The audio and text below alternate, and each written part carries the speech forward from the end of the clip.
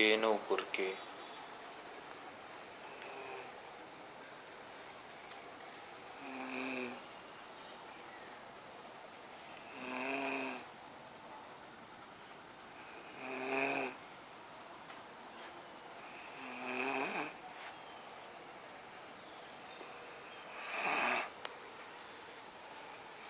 ಏನು ಗೊರ್ಕೆ ಹೊಡಿತಾ ಇದೀಯ ನೀನು?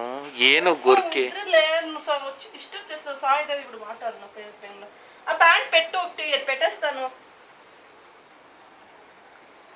ನೋಡಿ 6:30 ಒಂದೇ ನಿದ್ರೆ.